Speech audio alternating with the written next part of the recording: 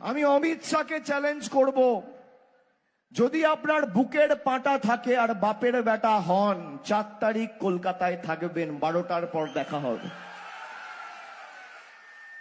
কত বড় গুন্ডা আপনি আর কত আপনার ক্ষমতা, 4 তারিখ দেখা হবে। খেলা তোমরা শুরু করেছো, শেষ তৃণমূল করবে। 4 তারিখ কিন্তু রবীন্দ্রসঙ্গীতের সাথে ডিজে বাজবে। সেই সরকারে দেখলাম নেতা নেত্রী মন্ত্রী শান্ত্রী পুলিশ প্রশাসন মিলে মিশে একাকার হয়ে গেল।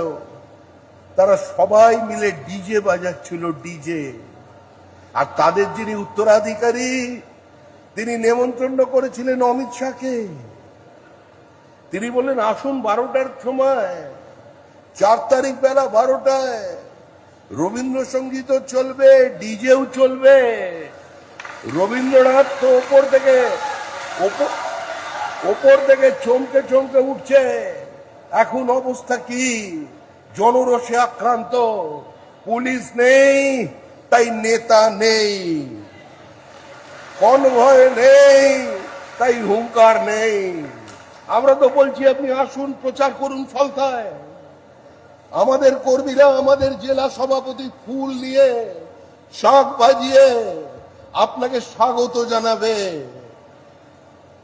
যে আপনি আসুন, হে বীর তোমার আসন পূর্ণ করো, তোমাকে আমরা মিস করছি, মিস, তুমি এসো।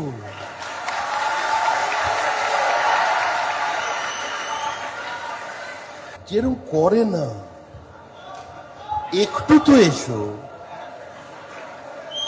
কোথায় তিনি নেই, ডায়মন্ড চক নেই, ডিজে বাজাতে গিয়ে বাড়িতে বসে এখন হারমোনিয়াম বাজাচ্ছেন, হারমোনিয়াম। এখন তৃণমূল কংগ্রেসের বাড়িতে একটাই গান, সখী ভালোবাসা কারে কয়। সে কি এমনই যাতনাময়?